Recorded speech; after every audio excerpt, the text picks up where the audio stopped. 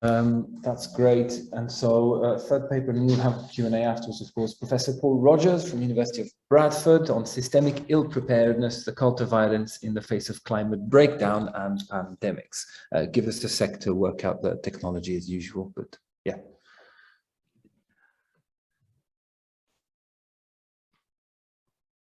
Is that right? Fine. Thank you very much. And thank you very much for inviting me to this really interesting two-day session.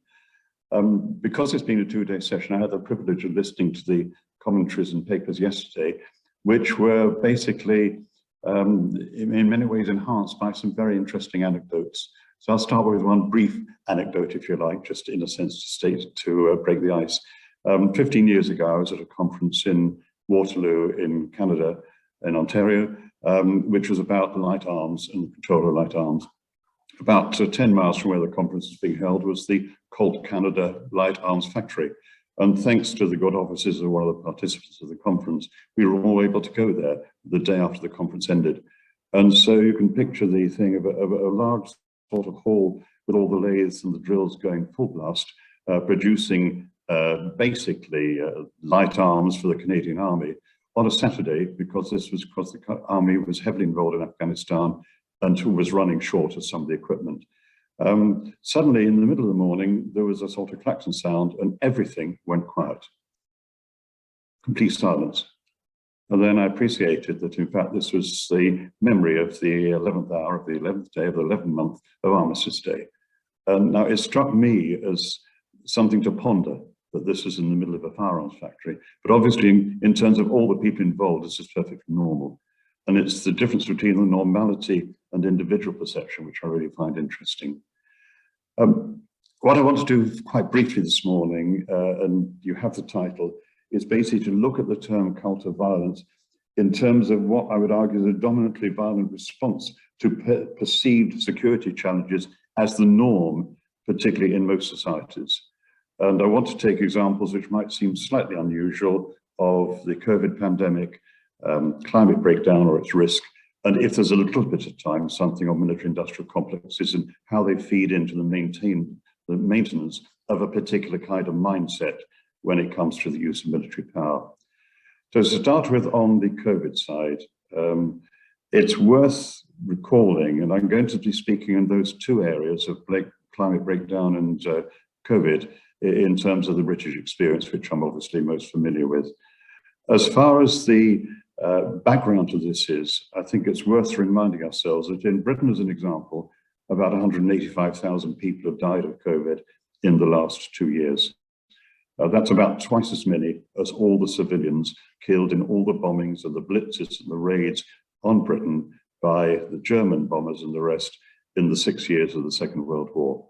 So that one, if you like, huge security challenge, if you viewed it in that respect, it is very similar to the kind of costs which have been attributed to military violence in that time.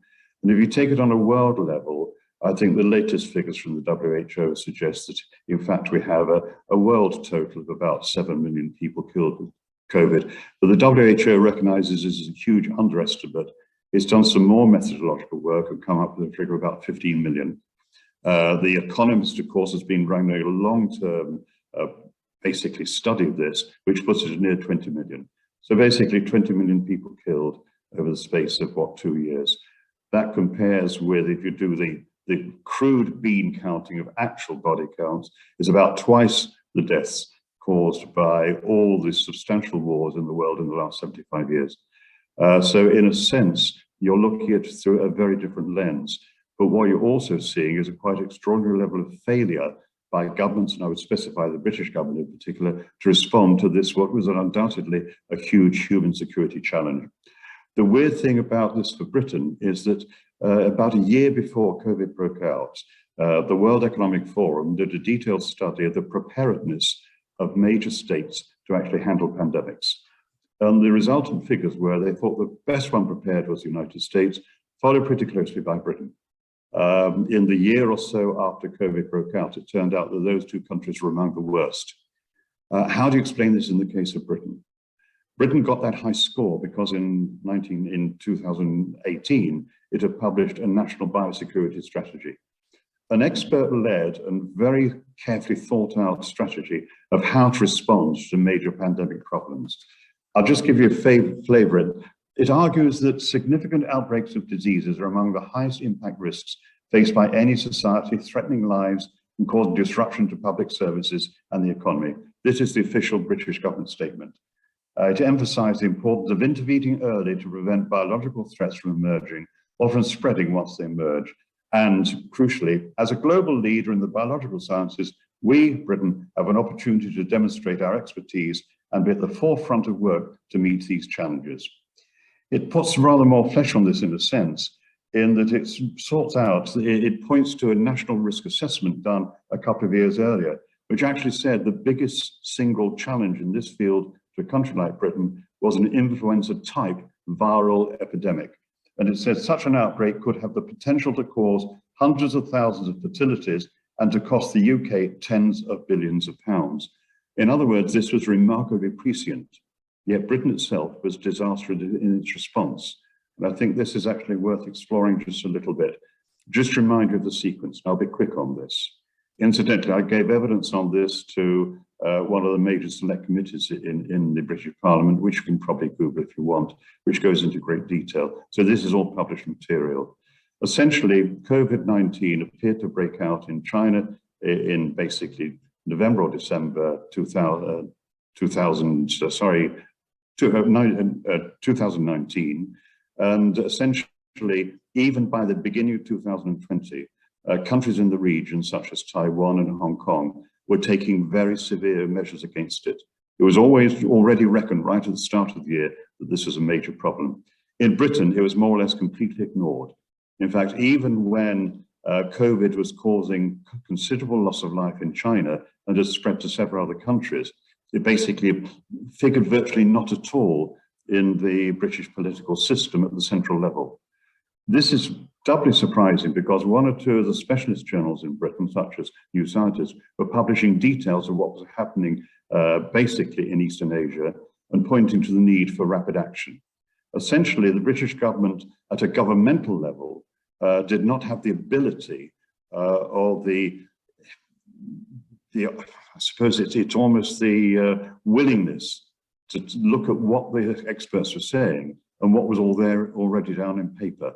It was though the entire system for responding to major security challenges was one which was sadly lacking when it dealt with anything which was not conventional. Whereas, of course, if you look at the response to what's happening in Ukraine, it's quite extraordinarily different. I think in the British case, it's partly because of the specific nature of the government. And I perhaps illustrate this best by just making one quotation from our beloved Prime Minister, Boris Johnson, which he gave in his well-known Greenwich speech in early February, basically in 2020, in which he said the following. It's interesting language in many ways. We are starting to hear some bizarre autarchic rhetoric when barriers are going up and when there is a risk of a new disease such as the coronavirus that might trigger a panic, a desire for market segregation that go beyond what is medically rational to the point of doing real and unnecessary economic damage. Then, at that moment, humanity needs some government somewhere that is willing to at least make the case powerfully for freedom of exchange, some country ready to take off the Clark Kent spectacles and leap into the phone booth and emerge with its cloak flowing as a supercharged champion of the right of the populations of the earth to buy and sell freely among each other. In other words, from the leadership of the country, representing, if you like, the core of government thinking, the economy came first. And essentially, this undoubted threat was really relatively peripheral. Now, I suppose what I'm saying is it's an example of missing the point of the kind of nature security challenges that we were facing and have faced there in relation to how security is perceived.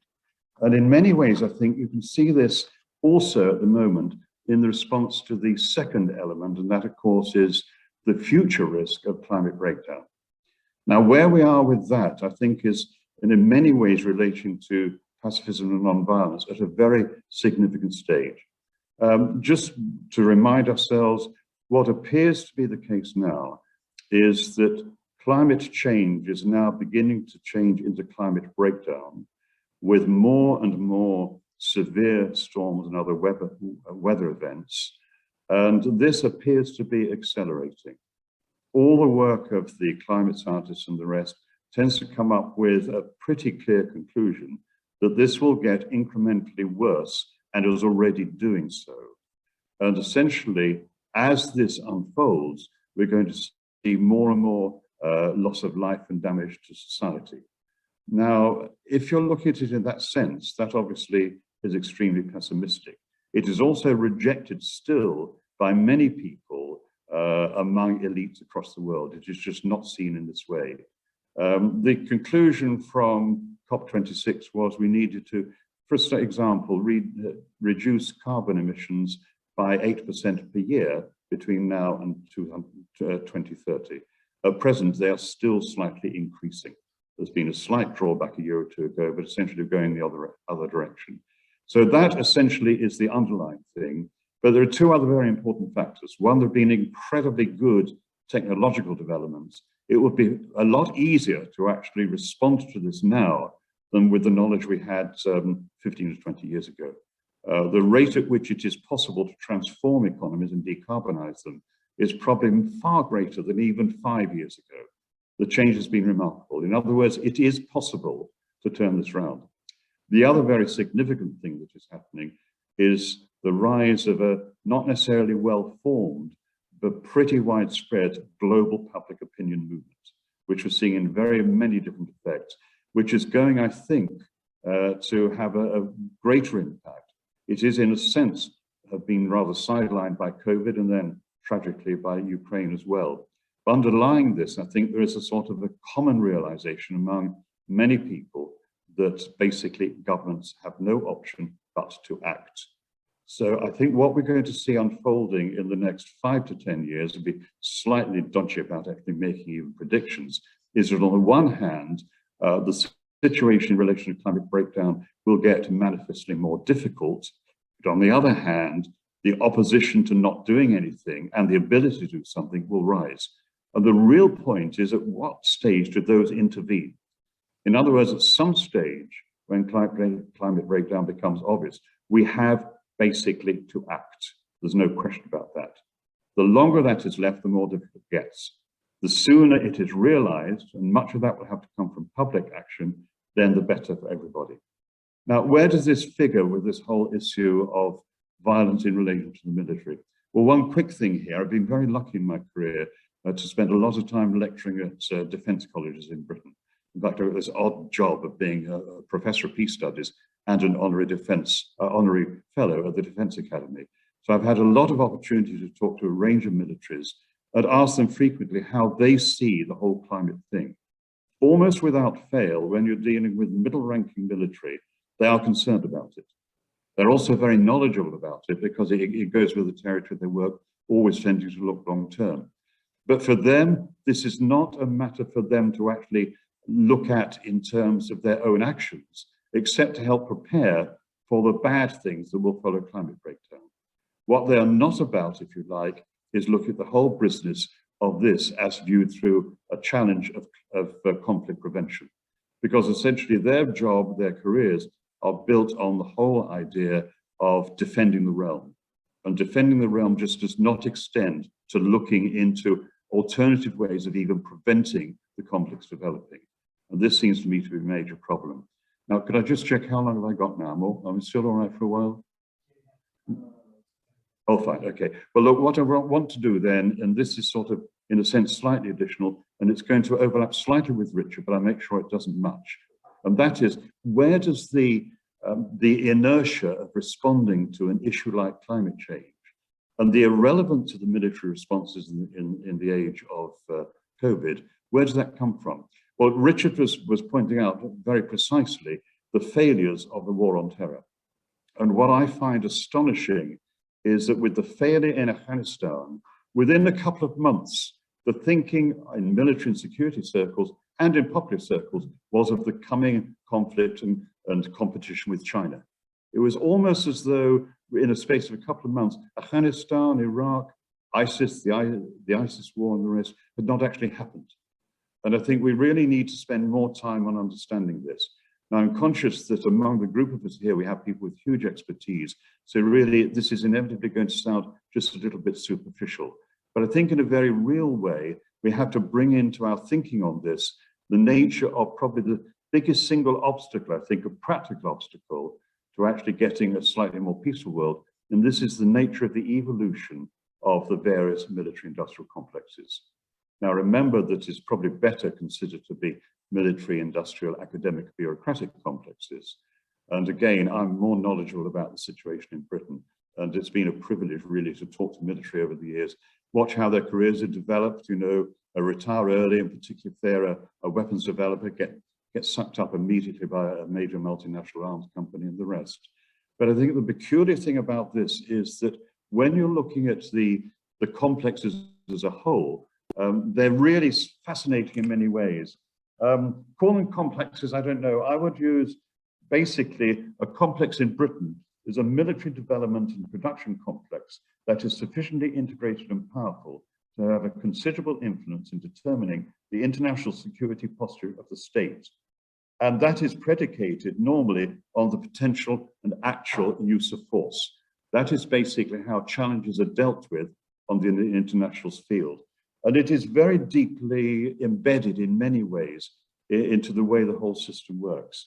Obviously, I've just touched just now on the revolving door, but there are many other examples. The complexes in most countries, particularly in Britain, is very heavily dependent on arms sales, both to the domestic country and to foreign countries. Now, you're going to get more sales of any kind of weapon if you get more challenges and more threats. So in other words, you want to put a lot of effort into telling people what the threats are. And that works in many different ways, right through from the kind of research which is commissioned in universities, through to the way in which the popular culture of war feeds into new threats. And it is quite extraordinary how in the case of, say, Ukraine, only 2 or 3 years ago, there were a few people expressing a degree of caution about the way the British government was so happy to take what you might call Putin money fed directly into, well, primarily into one of the leading political parties, while going soft really on what Russia had been doing in Crimea. But essentially, it's a sufficiently powerful organization, I think, which of course does extend to trade union support. You have to have labor support. You have in many ways to have a process of deep integration. And you know, you go, for example, to an event at one of the major defense institutes or colleges, and you will find, you know, coffee may be basically covered by Lockheed, lunch may be covered by Boeing, and if you're lucky, BAE Systems will actually cover the dinner in the evening. It is that level of integration. So I suppose what I'm saying here is that if you look at those examples I've given, in the case of COVID, Britain, in theory, had an extremely good system in process. It was not used because, as far as I could see, the system as a whole was not really geared to thinking fast enough about this kind of challenge. And part of the reason is that it was far more used to thinking and handling other kinds of challenges. That, I way think, is also true of what we're now seeing in terms of climate breakdown. It is not something which a government will handle, and most governments are not handling it well. It requires foresight, it requires very heavy political action, 5 to 10 years before the impacts will be felt. And essentially that is simply not happening. We're not seeing challenges in the way they should be seen. And then finally, I think with what is happening in Ukraine, this is a classic example of the way in which the security culture that we have now feeds immediately into this, with, I might say, I think, considerable dangers. I'd agree very much with Richard that Russia is doing very poorly, in many ways is losing. But one has to remember that when NATO 30 years ago had a firm policy that it was losing a conventional war, would be prepared to go tactical nuclear, that is actually much more deeply embedded in the post-Cold War thinking in Russia. So that alone is a case in which voices who are urging caution should perhaps be heard rather more than they are. Let me leave you to that point.